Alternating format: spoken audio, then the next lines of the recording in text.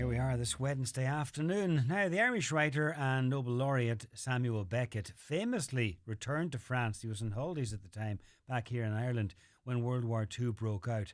And he said afterwards that you couldn't stand by with your arms folded. So he worked with two resistance groups, and his story is well documented. But there's many other ordinary Irish people who joined an underground network to take a stand against the Nazi occupation of Europe. And some of them actually took up arms, but others gathered intelligence and carried messages and did acts of sabotage. And it all mattered. All the small acts added up to make a difference. Well, a lot of these stories now, or some of these stories, are outlined in a book called The Irish in the Resistance. It's written by Clodagh Finn, who's a journalist and author, and John Morgan, who's a lawyer with a long interest in the history of World War II, particularly in relation to the Allied resistance and escape lines. And John actually is going to join me on the line when I get rid of the background music now. And talk to me. Where did my screen disappear to? Oh, there it is. Anyhow, John joins us now on the line. Apologies for that, John, but good to see you and good to talk to you. And you, John, and thank you for the invitation and for the opportunity to chat, and hello to all of the listeners in Highland Radio. Now, there's a lot of fascinating stories in here about the Irish who were involved in the resistance during World War II, and some of them deliberately left and went to Britain and joined the services, and that's in a way separate stories. But others then got involved in the resistance, either ended up in occupied Europe, or some of them were there already. Yeah, a large number, John, of the people that feature in the book are people who had left Ireland for one reason or another, but it's the history of our country, I guess. Immigration, they went to create a new life elsewhere, while most people, I guess, traditionally, Irish families would know people going to America or England or Australia. It was probably less common at the time for people to go to Europe. But we have people who had gone to places like France or Belgium or further afield. And so when the war broke out, everyone has his or her own motivations, I guess, John, but certainly Irish people stood up to help defend countries they weren't born in for the most part, but felt a strong commitment to, and got involved in resistance in one shape or another, either the typical resistance activities we know of from films, which is armed resistance, and Irish people got involved in that. But also there's other forms of resistance, which could have been intelligence work, could have been what are known as the escape lines, which were to help to get people who needed to escape from Nazi Europe out. And they could be Jewish families, they could be people trying to avoid the obligatory work programs the Germans introduced to the various occupied countries to have particularly younger men sent back to Germany. And of course, they didn't want to do that. Or there were others who, for different reasons, wanted to get out. So the Irish people in these countries were involved in all aspects of resistance, John. And as you said, then there were others who kind of operated from the UK. Some of them parachuted in with special operations and helped the resistance. So they feature across the whole scope of activity there. I'm reading a different book written by Helen Fry about MI9, and they set up escape routes from occupied Europe back into the UK. One thing that struck me is the number of people involved to make it happen. And some of the people in your book feature, and one of them is fascinating, a woman by the name of Catherine Crean. Tell us a little bit about Catherine. Yeah, it's an interesting story in itself, John, how I even found out about Catherine. There are some groups at the moment who I think do great jobs to take history out of the books. And what they do is they recreate those routes that the resistance used to smuggle people out of occupied Europe. You put on your walking boots and you walk the routes, you meet the families, and we've met people who escaped or were helped to escape. About 15 years ago, I was down in the Basque Country, and we're hiking, and there was quite an iconic member of the Belgian resistance. She's still alive. She hopefully will celebrate her 102nd birthday sometime this week, and her name was Nadine Dumont. Wow. From Brussels. Somebody said to me she'd like to talk to you. Now, I knew of her, John, but couldn't see any reason why she wanted to talk to me, but she had heard there was an Irish person in the group. She was very, very keen, John, to tell me about her friend, as she described her, Catherine Crean. Catherine, we subsequently found out, was born on Moore Street in Dublin.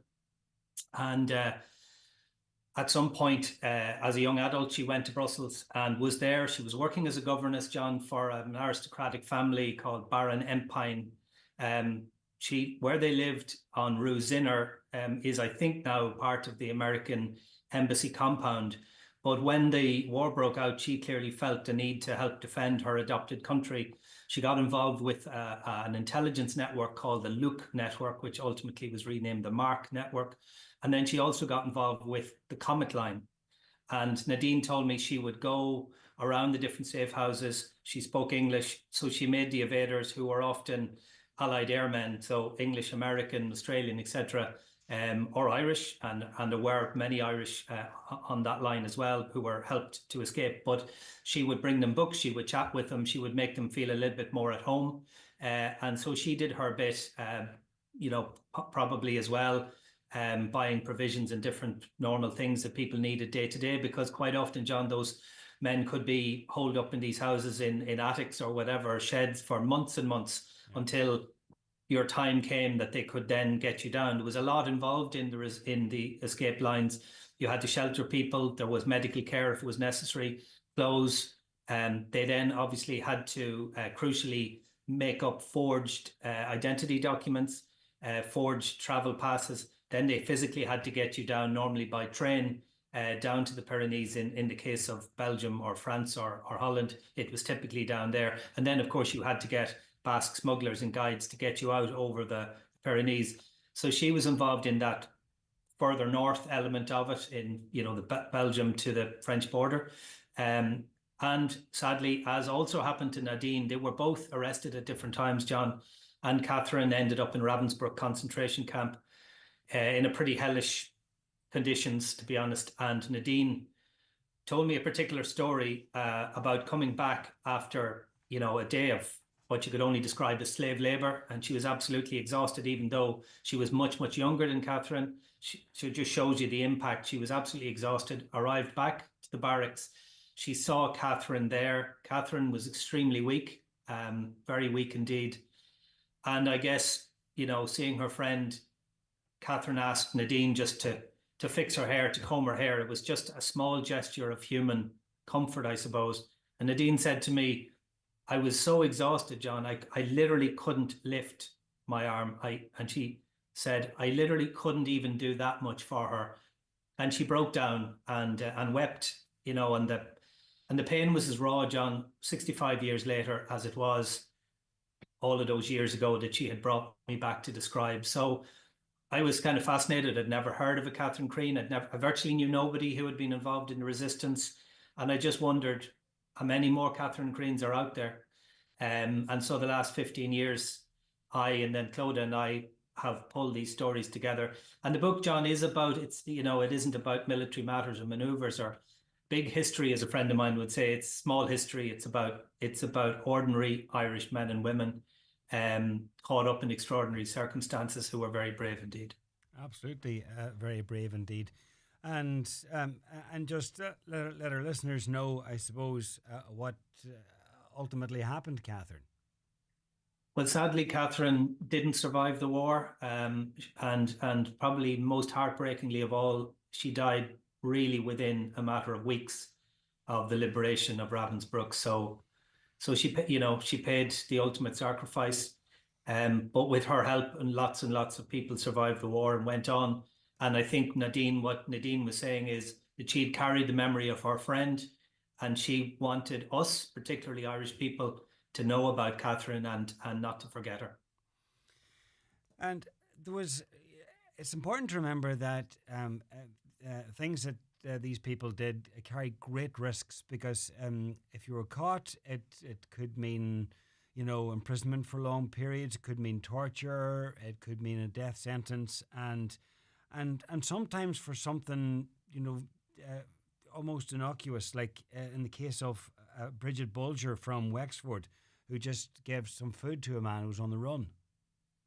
Well, that's it, John. I mean, the Nazi regime in the occupied countries was pretty brutal, and they designated any little help to somebody who they felt was an enemy of the regime was going to result in pretty vicious response. Obviously, Bridget's husband was imprisoned and didn't come home, and that's what happens typically.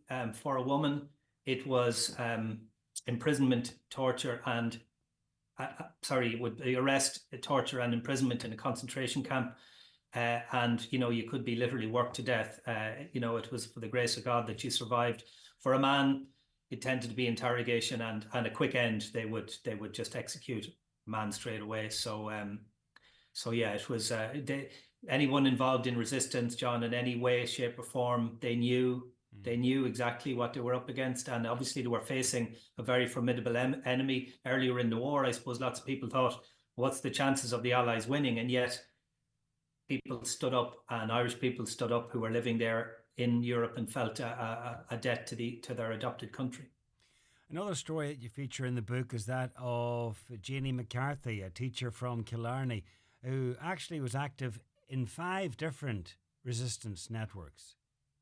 Yeah, Janie is a fascinating character. She had come to live in Paris. She was involved in academia. She was very celebrated and had received French Educational Award, and she was working teaching English publicly and privately. And yes, she got involved very early on, John, and French people would have a term for that, résistant au premier mois, meaning from the start. Lots of people got involved later, but there's a special reverence for anybody who was right there at the beginning. And Catherine was involved with different networks, did a lot of work in terms of intelligence that I mentioned. John would have travelled north to observe troop movements and installations, report that back, was involved with escape lines and did a lot of work there. So she was very resilient. She would hide some of the people she was sheltering. She would enroll them as students or members of staff working with her. She lived in a small apartment, so she wasn't able to actually shelter them, but fed a lot of the evaders there. Some of the evaders in their reports talked about how she kept their morale up, and that Ms. McCarthy, as they called her, kept us laughing all the time. So I suppose that was something in itself, because they were under a lot of strain. She was under a lot of strain herself, but she carried it very well. And thankfully, that's one of the nicer stories, John, insofar as she did survive the war, thankfully, just about, and was able to come home to Killarney on visits and live a life afterwards. So we're thankful for that. Yeah, because many didn't survive the war, but it's even those who didn't survive, their stories survived through a testimony from others who they helped along the way during the war. And despite the fact that resistance work by its nature was very secretive, you were able to hear the stories from families and read accounts of people who came across these resistance fighters.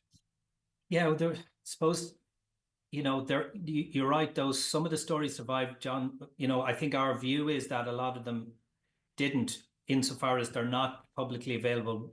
One of the reasons for writing the book, John, is we honestly believe that there are other stories out there, and we're hoping that this will trigger those, and that this will ultimately become bigger than the book itself, get the conversation started. But you're right. You talked about MI9 at the start. Obviously, a lot of those people who got back, they were debriefed, and so insofar as they could tell a story or they knew a name, because of course they were given as little information as possible, so that if they were caught, there was safety there. But they were able to say certain things, and we were able to piece those things together. So, for example, you know, we have come across, and there's a couple of brave people, of course, from Sligo who are involved in the resistance. And there's one in particular called Father Kenneth Monaghan, who was born in Drumcliff. And, you know, how his story comes into us is that, you know, he had a very interesting backstory. He had gone to work in the UK. He worked in a bank. He fought in World War One. He actually fought in the conflict in Russia after World War One. He fought with the White Russians. He was arrested, imprisoned. He was eventually released in a prisoner swap, came back to England, worked in a bank, and then he at some point found a vocation, John, and he was ordained in 1929. He spent some of his training in Enniskillen. And so to kind of fast forward to the war, there's a man called Bill McGrath he would describe himself, John, as being from outside Clones. And we know Clones is in County Monaghan, but he was just over the border in Fermanagh. And he joined the RAF, shot down on a mission over Denmark, was a prisoner, badly injured, but he was a tough character. He escaped with another man. They made their way to Paris. They didn't know that Pearl Harbor had happened by then. They were on their way to the American embassy. There was no embassy, so they were in a bit of a dilemma. A priest had helped them earlier on their journey, John, so they found a Red Cross operation. They asked in schoolboy French, is there a priest here we could talk to?